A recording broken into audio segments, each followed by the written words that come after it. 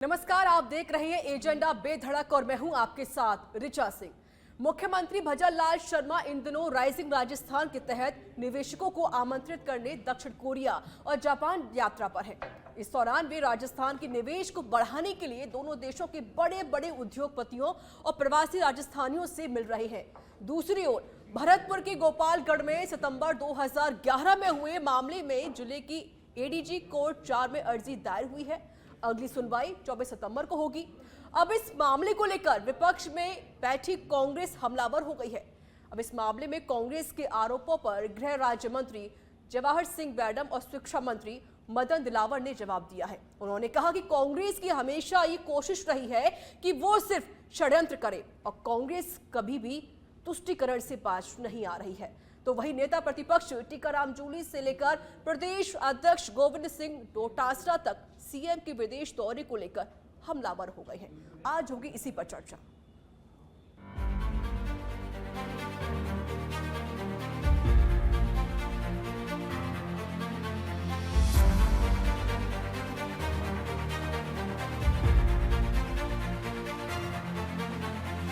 कांग्रेस पूरी की पूरी षड्यंत्रकारी है और हिंदुओं के खिलाफ षड्यंत्र करती रहती है। 2011 की घटना जो गोपालगढ़ की हुई, उसका पूरा प्रदेश और देश खुला नहीं है। प्रशासन के कहने पर आदरणीय मुख्यमंत्री भजन लाल शर्मा जी उस समय भारतीय जनता पार्टी के नेता के रूप में काम करते थे। वो और उनके साथ हम सब लोग गोपालगढ़ पहुंचे, समझाइश का काम किया, लोगों की जान बचाने का काम किया।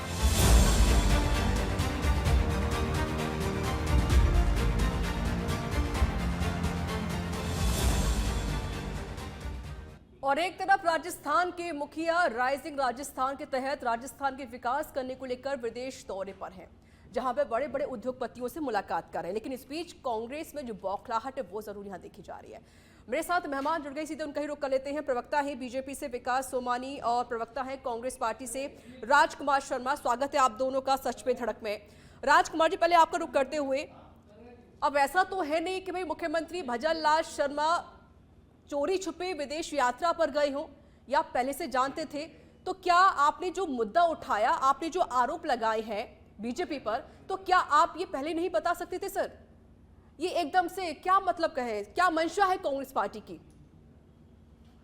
जी, कांग्रेस पार्टी की मंशा बिल्कुल क्लियर है। राजस्थान का विकास होना चाहिए, चाहे सरकार भारतीय जनता पार्टी की हो, चाहे सरकार कांग्रेस की हो, चाहे मुख्यमंत्री भारतीय जनता पार्टी में कोई नौसिखिए विधायक हो।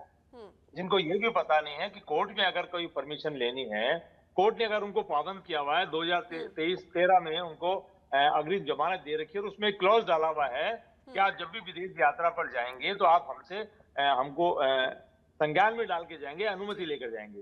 लेकिन कोई बात नहीं, माननीय मुख्यमंत्री जी विदेश यात्रा पे गए हैं, राइजिंग राजस्थान के सिलसिले में राजस्थान में निवेशकों को लुभाने के लिए गए हैं। हमारी कुछ शुभकामनाएं हैं और वो कल जयपुर में भी पधार रहे हैं। पधारो मेरे तेज के तहत उनका पुनः राजस्थान की धरती पे हार्दिक स्वागत है, अभिनंदन है। और तो अभी कोर्ट में अगर किसी ने एप्लीकेशन लगाई है तो वो तो लगाने वाले याचिकर्ता जाने। और मैं कह रहा हूँ मुख्यमंत्री जी का इतना लंबा चौड़ा स्टाफ होता है, जिनको लाखों रुपए तनख्वाह मिलती है, उन स्टाफ की जिम्मेदारी बनती है कि माननीय मुख्यमंत्री जी कहाँ जाएंगे, क्या बोलेंगे, क्या ड्रेसेस पहनेंगे, उनके कोई लाइसेंस की डेट कब रिन्यूअल करनी है, कब उनके इनकम टैक्स की रिटर्न भरनी है, कब उनके इंश्योरेंस की रिटर्न भरनी है। वो जो मुख्यमंत्री बने हैं तो कुछ पुराने कोई केस अगर कहीं कोई चल रहे हैं तो उसमें कब कोई तारीख है, क्या, ये तमाम बातें स्टाफ की जिम्मेदारी बनती है कि माननीय मुख्यमंत्री जी को अवगत कराएं।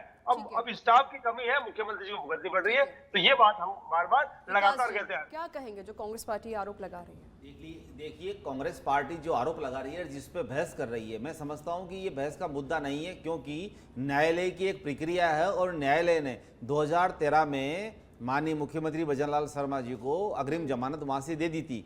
जब कोर्ट ने अग्रिम जमानत दे दी थी, क्योंकि ये जो घटना गोपालगढ़ की घटना हुई, उस घटना में जो टाइटल है वो सरकार बनाम मोहन सिंह के नाम से जो है केस दर्ज था। और जब केस चलता रहा 2013 से लेकर 2024, मतलब 10 साल से ज़्यादा हो चुके हैं और अग्रिम जमानत पहले ले रखी है। अब आप इस पर विशेष रूप से मैं कहना चाहूँगा, जब अग्रिम जमानत ले लेते हैं तो उस पर क्लोज होता है, तो कहीं कोई किसी जांच या विचार न्यायालय की किसी को प्रभावित करे या कोई अन्य कोई बात हो, तब तो उस पर संज्ञान में आके और न्यायालय कोई भी निर्णय ले सकते हैं और जो याचिका प्रार्थना पत्र लगाया उस पर निस्तारण हो सकता है। लेकिन क्योंकि इस केस के अंदर ऐसी कोई बात नहीं है और माननीय मुख्यमंत्री राज्य के दौरे पे गए हैं और सार्वजनिक रूप से गए हैं, तो सबके कोई ऐसा नहीं है जिसमें इंटेंशन गलत हो। न्यायालय अक्सर ही देखता है इंटेंशन। अब एप्लीकेशन लगी है, 24 सितंबर की उसकी तारीख है, तो उसमें न्यायालय जो उचित समझेंगे वो निर्णय लेंगे। न्यायालय का एक बहुत बड़ा ये अवधारणा होती है ऋचा, कि जब वो अग्रिम जमानत देती है तो उसके पहले तथ्यों का मनन करती है, तथ्यों को देखती है। अग्रिम जमानत उसी केस में दी जाती है कि जहां ऐसा लगता है, ऐसे तथ्य प्रकट होते हैं कि अग्रिम जमानत दी जा सकती है। और अग्रिम जमानत देने के बाद भी लगातार जो 10 साल तक केस चल रहा है, उस केस को कानून न्यायालय के अनुसार मुख्यमंत्री भजनलाल शर्मा लगातार उस पर हो रहे हैं, जबकि उन्होंने तो उस वक्त जो घटना हुई थी उस घटना में एक मध्यस्थता की भूमिका निभाते हुए वो एक दंगे को रोकने के लिए एक तुष्टीकरण की नीति के चलते जो प्रशासन ने एक फायरिंग की, और जिस तरह का वहां गोपालगढ़ में कांग्रेस सरकार के समय में जो आतंक का माहौल हुआ था, उसमें कैसे भी एक पब्लिक के और बीच में जो दो समुदाय के बीच में जो भी झगड़ा हुआ, जैसी भी स्थिति हुई, उसको एक रोकने के लिए एक मध्यस्थता की थी। उस मध्यस्थता के चलते जिस तरह का इनको आरोपी बना दिया गया, और आरोपी को जब तथ्य इस प्रकार की नहीं तो अग्रिम जमानत मिल भी गई है, और रही बात अब 24 सितंबर है, तो उसमें जो भी जवाब हो न्यायालय में दे दिया जाएगा कि न्यायालय की रूटीन प्रक्रिया है और न्यायालय उन तथ्यों का अवलोकन करेंगे, मनन करेंगे। अगर विचारण जांच में कहने कोई इस तरह का है, वो ऐसी कोई है ही नहीं, क्योंकि वो अपने राजकीय दौरे पर गए हैं। तो जहाँ तक मैं समझता हूँ न्यायालय इस पर निर्णय करेगा, लेकिन इसमें कोई बहस करका और राजनीति का मुद्दा कोई नजर नहीं आता है। ठीक है राजकुमार जी, बीजेपी की तरफ से तो ये भी कहा गया है कि आप लोग तुष्टीकरण की राजनीति कर रहे हैं। कहीं ऐसा तो है नहीं कि अब सीएम जिस तरीके से अब दौरे पर गए हैं तो आपकी जो मंशा है उन्हें घिरने को लेकर है? ऋचा जी, भारतीय जनता पार्टी बार बार एक शब्द बोलती है, तुष्टीकरण, और ये तुष्टीकरण वो स्वयं करते हैं और आरोप कांग्रेस पार्टी पे लगाते हैं। मैं कह रहा हूं कि भारतीय जनता पार्टी जब से 10-12 साल से, विशेषकर जब 10-12 साल से सत्ता में है, केंद्र में और राजस्थान में पिछले 9-10 महीने से है, लगातार ये कांग्रेस पार्टी के ऊपर आरोप लगाते हैं कि हम तुष्टीकरण की बात करते हैं। जो कांड हुआ, जो कांग्रेस सरकार के समय हुआ था, कोर्ट ने इनको 2013 में इनको जमानत दी है, और जमानत में अगर कोई क्लॉज लिखा हुआ है तो उसमें हमारी क्या गलती है? न्यायालय के मामले में हम बिल्कुल नहीं बोलना चाहते। न्यायालय जाने और भजनलाल शर्मा जी जाने, जो उस वक्त जिला अध्यक्ष हुआ करते थे, भारतीय जनता पार्टी के नेता थे, आज वो संयोग से राजस्थान के मुखिया है। अब उनकी गलती को हमारे माथे डालने की क्या मतलब है? और उनकी गलती को, उनके स्टाफ की गलती को तुष्टीकरण का नाम देना, कांग्रेस के नेताओं के ऊपर आरोप लगाना, ये भारतीय जनता पार्टी आरोप की राजनीति कहां शुरू? कांग्रेस ने आरोप की राजनीति शुरू की है। कांग्रेस ने आपके नेता प्रतिपक्ष ने ट्वीट किया है और इसको मुद्दा बनाया। मुद्दा तो कांग्रेस बना रही है ना, इस तरह के मुद्दे, ये मुद्दे बनाना कांग्रेस का काम है, जबकि न्यायालय सब जुडिस मामला है, न्यायालय में जवाब दे दिया जाएगा। ऋचा जी, आप खुद जानते हैं कि मुख्यमंत्री का पद बहुत महत्वपूर्ण पद होता है। वहां जो लाखों रुपए के हजारों कर्मचारी लगे हुए थे, उन सबके अपने अपने काम बटे हुए होते हैं। मुख्यमंत्री जब विदेश दौरे पे जा रहे हैं तो क्या उस स्टाफ की जिम्मेदारी नहीं बनती है कि मुख्यमंत्री को अवगत करवाएं? राजकुमार जी, मुझे इतना बताइए, राजकुमार जी, ये सवाल मैं पहले भी पूछ चुकी हूँ आपसे। राजकुमार जी, मैंने सवाल पहले भी पूछा था कि मुख्यमंत्री ऐसा तो नहीं कि चोरी छिपे गई हो विदेशी यात्रा पे, तो आपने आज ही इस बात को उठाया। ये आप पहले भी बोल सकते थे ना सर। मंशा क्या है सर आपकी? क्या आप इस पुराने केस को फिर से हवा देने की कोशिश कर रहे हैं? जानकारी सबको होती है कि वो विदेश यात्रा पर जाने वाले हैं, ये सबको पता होता है सर। ऋचा जी, ये तो याचिकाकर्ता ने कोर्ट में याचिका लगाई है, ये कांग्रेस पार्टी ने लगाई है, और याचिकाकर्ता ने हमको इन्फॉर्म किया, तो हमने मुद्दा उठाया कि कोर्ट का अपमान राजस्थान के मुख्यमंत्री कैसे कर सकते हैं? जब कोर्ट ने उनको आदेश दिया था कि आप बाहर जाएंगे तो उनको सूचना देकर जाएंगे, हमसे परमिशन लेकर के जाएंगे। अब अगर वो लेकर गए नहीं गए हैं तो इसमें कांग्रेस पार्टी का क्या दोष है? कांग्रेस पार्टी ने तो कोई एप्लीकेशन लगाई नहीं, याचिकाकर्ता ने एप्लीकेशन लगाई है, वो याचिकाकर्ता जाने और भारतीय जनता पार्टी जाने। हम तो विपक्ष के नाते मुख्यमंत्री जी को सलाह दे रहे हैं कि आप माननीय न्यायालय का अपमान नहीं करें। माननीय न्यायालय ने अगर आपको आदेश दे रखा है 2013 से कि आप जब भी विदेश यात्रा पे जाएंगे तो आप हमको सूचना करके जाएंगे, तो सूचना करके जाने में दिक्कत क्या है? और आप अगर सॉरी बोलने में दिक्कत क्या हो रही है? अगर वो खुद नहीं जाना चाह रहे थे या खुद नहीं गए तो अपने वकील को भेज दे, वकील 4 लाइन की सॉरी लिख करके माननीय न्यायालय को पेश कर दे, तो माननीय न्यायालय जो भी फैसला लेंगे ले लेंगे। न्यायालय को अवगत कराना कोई बड़ी बात थोड़ी है। विकास जी, माफी मांगने की बात कर रहे हैं तो ये न्यायालय की प्रक्रिया है और न्यायालय इसको किस संज्ञान में लेते हैं। न्यायालय इस बात का अवलोकन करते हैं। सुप्रीम कोर्ट के जो आदेश है उसमें भी कई बार ये कहा गया है, जब भी अग्रिम जमानत के संबंध में जो आदेश हुए हैं, कि अग्रिम जमानत अगर किसी को दे दी जाती है और यदि जांच में या विचारण में या किसी तरह से उस न्यायालय में चल रही प्रक्रिया में अगर कहीं ना कहीं अवरोध उत्पन्न होता है, किसी को उसका आक्षेप चेंज करते हैं, उसको प्रभावित करने की कोशिश करते हैं, तब कोई न्यायालय इस प्रकार की कार्रवाई करने के लिए आगे कदम उठाते हैं। लेकिन अमूमन मैं बताऊं आपको कि जब विदेश उसमें लिखा हुआ है कि विदेश दौरे पर जाने पर अनुमति ली जाना, तो एक वो क्लोज उसमें वो क्लोज जरूर है कि न्यायालय में जो केस चल रहा है। अब राजकीय यात्रा से माननीय मुख्यमंत्री भजनलाल शर्मा जब गए हैं और राइजिंग राजस्थान के गए हैं, सार्वजनिक रूप से गए, और अगर ऐसी बात संज्ञान में आती है कि कई बार कुछ केस की जो कई बार बिंदु होते हैं, तो उस केस में क्योंकि इंटेंशनली जो है माननीय मुख्यमंत्री भजनलाल शर्मा जी का कहीं ऐसा कुछ नहीं है, वो एक सार्वजनिक यात्रा है और सब अब कहीं कुछ ऐसा है तो 24 सितंबर की डेट उस पर अपनी बात को प्रस्तुत कर देंगे, एक रूटीन प्रक्रिया है। लेकिन उसके पहले ही इसका ये इतना बड़ा वो कांग्रेस द्वारा उठाया जाना,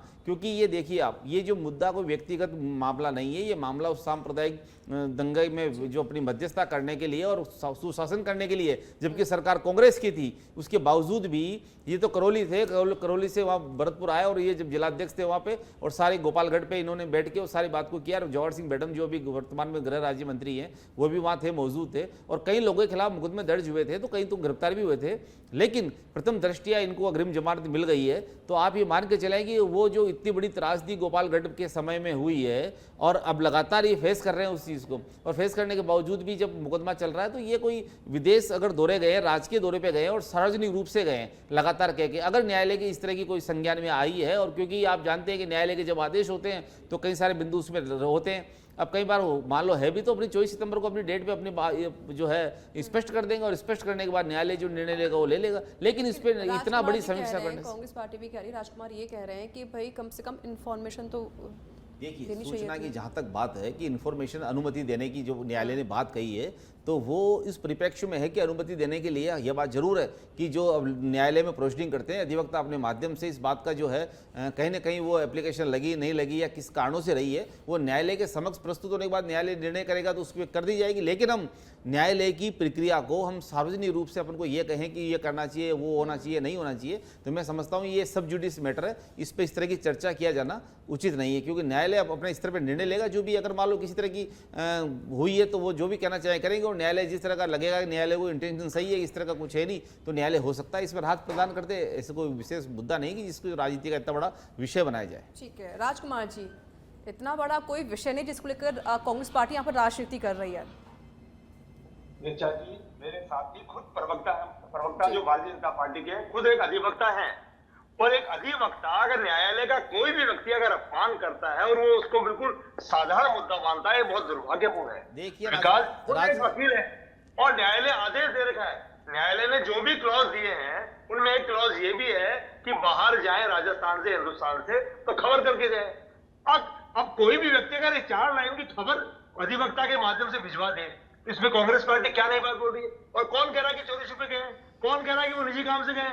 कौन कह रहा है कि सार्वजनिक तौर पे नहीं गए? वो कौन कह रहा है कि वो लड़ाने गए थे? कौन कह रहा है कि वो मध्यस्थता निभाने गए थे? ये सारी की सारी बातें भारतीय जनता पार्टी अपनी मर्द डाल कर रही है अपनी गलती को छुपाने के लिए। अच्छा एक बात बताओ ऋचा जी, न्यायालय से माफी मांगने में क्या गुनाह होता है? न्यायालय से माफी मांगने का समय देखो, न्यायालय में कोई प्रक्रिया होती है वो तो निश्चित डेट पे होती है, निश्चित दिनांक पे होती है। न्यायालय से सार्वजनिक माफी मांगने का न्यायालय का कोई प्रावधान, न्यायालय में अपना बात प्रस्तुत करेंगे, न्यायालय उसमें जवाब जो भी निर्णय आएगा, जो लेंगे निर्णय उसमें वो सम्मान नहीं करेंगे तो ऋचा जी फिर आम जन में क्या मैसेज जाएगा? हम तो इतना सा करें, न्यायालय का सम्मान कर लिए। अगर उसमें अग्रिम जमानत के क्लॉज में अगर ये लिखा हुआ है कि आप इन्फॉर्म करके विदेश यात्रा पे जाएंगे या परमिशन लेके जाएंगे, तो 4 लाइन ही तो लिखनी थी आपको, और 4 लाइन मेल भी होती है आजकल तो 4 लाइन मेल से होती है, विदेश से भी होती है। और अगर फिर भी कोई त्रुटि हो गई है, भूलवश हो जाता है कई बार, तो अगर भूल गए तो सॉरी भी कर दीजिए। न्यायालय से सॉरी बोलने में तो न्यायालय में जब तारीख है 24 सितंबर की तारीख है, देखो राजकुमार जी, सम्मान होना चाहिए, न्यायालय का सम्मान होना चाहिए, न्यायालय का सम्मान सर्वोपरि और न्यायालय को मजबूत करने का कार्य अपमान करने की बात कह रहे हैं। भारतीय जनता पार्टी की सरकार में, केंद्र सरकार में लगातार नए आरोप लगा रहे हैं कांग्रेस पार्टी के ऊपर कि तुष्टिकरण है, वो सरकारी काम से गए, हम कब करें, निजी काम से कब गए? हम कब कह रहे हैं वो चोरी छुपे गए? हम कब कह रहे हैं कि वो नहीं, आप बार-बार एक बताइए, आप जो बार-बार माफी मांगने की बात कर रहे हैं, तो माफी मांगने की बात किस तरह की माफी मांगने की? न्यायालय में न्यायालय को देंगे ना, न्यायालय के समक्ष उपस्थित होंगे, न्यायिक प्रक्रिया में अपन दे देंगे। अब न्यायिक प्रक्रियाओं को भी अगर अपन सार्वजनिक करना चाहेंगे और सार्वजनिक रूप से माफी की, तो न्यायालय तो निर्णय करते हैं ना अपने स्तर पर। अगर न्यायालय में जो भी बात होगी न्यायालय के समक्ष 24 सितंबर को पेश कर देंगे और न्यायालय जो भी निर्णय होगा उचित होगा। अब न्यायालय में इस तरह की माफी मांगना है, सार्वजनिक रूप से माफी मांगना है, क्योंकि न्यायिक प्रक्रिया में अगर कोई चीज़ कहीं त्रुटि या कहीं भी कुछ अगर मान लो कोई संशय है तो न्यायालय के सामने क्लियर होगा। उसमें से हम ये नहीं कह सकते कि सार्वजनिक रूप से कहीं ना कहीं इस तरह किया जाए, लेकिन कहीं ना कोई इंटेंशन और कोई आचरण में कहीं हम इस बात को इतना बड़ा मुद्दा नहीं बना सकते। मैं आपको बार बार कह रहा हूँ राजकुमार जी कि न्यायालय में कई बार कुछ हो जाता है चूक, तो न्यायालय के समक्ष हम कोई बात को कह भी देते हैं। ऐसा नहीं है कि न्यायालय के एक प्रक्रिया चल रही है, 10 साल से अधिक केस को चलते हो गए, 2013 से लेके अग्रिम जमानत है, 2024 चल रहा है, तो आप ये मान के चलो कि अगर कोई न्यायिक प्रक्रिया में अपनी कोई एप्लीकेशन देनी होगी, जो कहना होगा अपना स्पष्टीकरण वहाँ प्रस्तुत कर देंगे, न्यायालय उचित समझेगा, राहत दे देंगे। लेकिन एक न्यायिक प्रक्रिया को इस तरह से खुलेआम ये करना कि सॉरी मांगना है, माफी मांगना है, क्योंकि न्यायालय का एक प्रक्रिया है, न्यायालय की तारीख पे सुनवाई होती है, तारीख पे उस पर विचारण होता है और तारीख पे न्यायालय उस पर निर्णय करता है। ये ऐसा नहीं कि हम सार्वजनिक रूप से कहीं बोलने से वो न्यायालय अपनी प्रक्रिया को रोक देगा। न्यायालय अपनी प्रक्रिया पूर्णतया उसी करेगा, न्यायिक प्रक्रिया से करेंगे और न्याय प्रक्रिया से निस्तारण होगा इसका। कानूनी जो बारीकियां हैं हम और आप तय नहीं करेंगे ना सर? सर आप आवाज मिल रही है? कानूनी जो बारीकियां ये हम और आप तय नहीं करेंगे, ये कोर्ट का मामला है और तो कोर्ट इसको देखेगा और 24 तारीख को सुनवाई फिर से होनी है। तो ऋचा जी हम तो ये कह रहे हैं कोर्ट जाने और माननीय भजनलाल शर्मा जी जाने, हमारा क्या रोल है इसमें? तुष्टिकरण कहां से आ गया इसमें? भजनलाल जी सरकारी काम से गए, कहां गया? मुद्दा कौन उठा रहा है? कांग्रेस मुद्दा उठा रही है लगातार। कांग्रेस इस बात को मुद्दा बना रही है, मुद्दा बना के हवा दे रही है और गोपालगढ़ की घटना को पुराना याद दिला रही है। तो इसमें कारण क्या है बताइए ना आप उसके पीछे। कांग्रेस पार्टी का इतना कहना है कि न्यायालय का अपमान करिए, इससे संदेश गलत जाता है।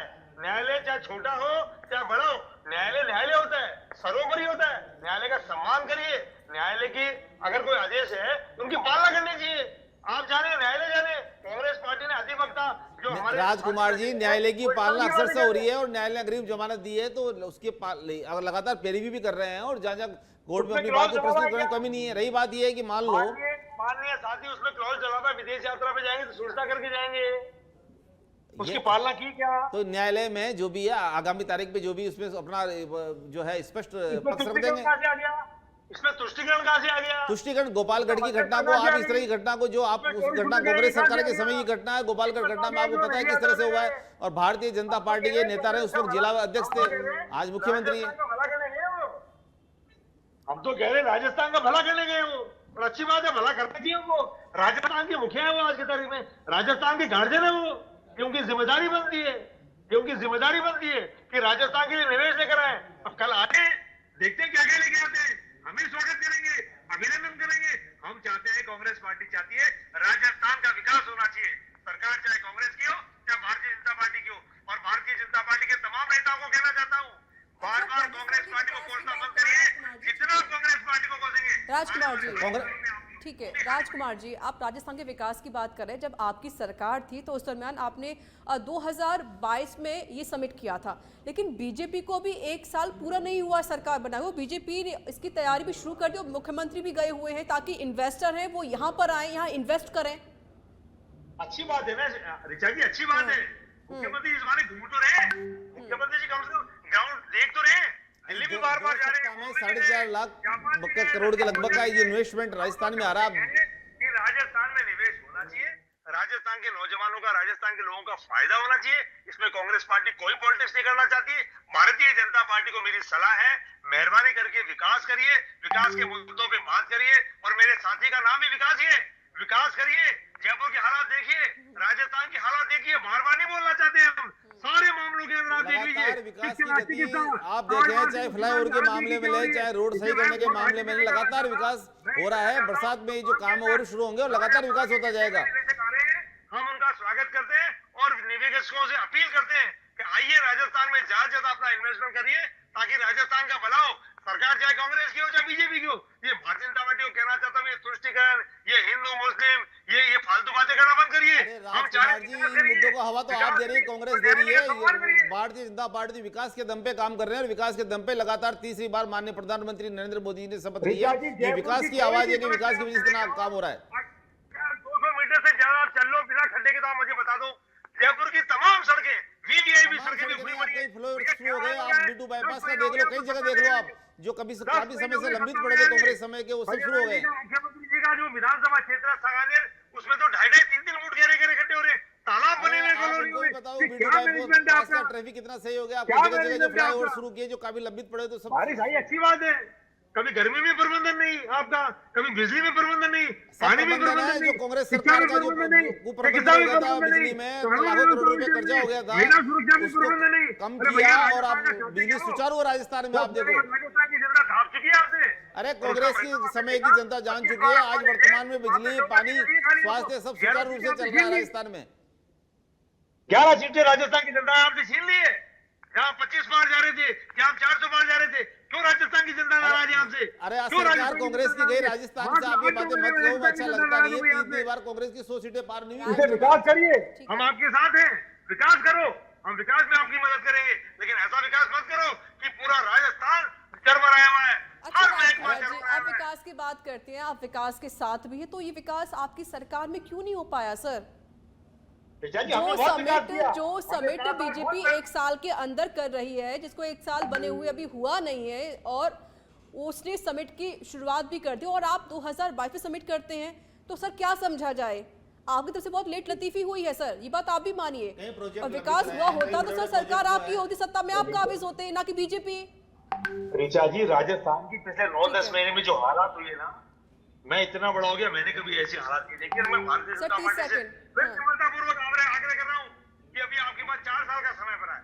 जी हम आपकी सरकार गिराने का कोई प्रयास नहीं करेंगे, आपकी तरह जिस तरीके से आपने हमारे साथ किया था, हमारे साथ सरकार आपने गिराने किया का था, आपके सचिन हम पायलट, ये आपके मुख्यमंत्री थे, वो इस्तीफा दिए, खुद चले जनता गए। डिसाइड करती है, जनता वोट करती, बीजेपी हम हमारी कहाँ से सरकार आ गई बचाने का इसमें प्रयास से? कर रहे थे, और भारतीय जनता पार्टी के नेता हमारी सरकार गिराने का ठीक है। प्रयास कर रहे थे। सरकार तो आपके खुद- ठीक है सर, विकास जी 4 साल बात 20 करिए। सेकंड, विकास जी ठीक है सर, विकास जी 20 सेकंड। देखिए, राजकुमार जी जो कहना चाह रहे हैं, इनके उप मुख्यमंत्री सचिन पायलट साहब थे, खुद ही इस्तीफा देके, इनके आंतरिक कलह इतना था कांग्रेस सरकार के समय, खुद ही अपनी सरकार से असंतुष्ट थे, और अब बड़े बड़े इनके कांग्रेस के नेता भरत सिंह जी हो, चाहे कोई अपने स्पष्ट बयान दे चुके, दीवा मदेरणा चाहे कुछ भी हो, महिला सुरक्षा हो, चाहे किसी भ्रष्टाचार के मामले में हो, तो किसी कहने से वो बातें छुपी हुई नहीं है, लाल डायरी से लेके सब कुछ है। तो आप कांग्रेस की आंतरिक कलह को अगर भारतीय जनता पार्टी पे वो करना चाहते, थोपना चाहते हैं, तो बिल्कुल गलत है। और रही बात है कि भारतीय जनता पार्टी के सरकार आने के बाद माननीय मुख्यमंत्री भजनलाल शर्मा जी नए आदेश जारी कर रहे हैं राजस्थान के विकास के लिए और सुशासन के लिए लगातार, चाहे वो अब बाकी होम जो याचिका मुख्य दायर की गई, पुलिस के उसके माध्यम से 24 कमेटियां तारीख को बनाई। भी सुनवाई होनी है, उस पर थोड़ा सा 5 सेकंड के लिए बोल दीजिए।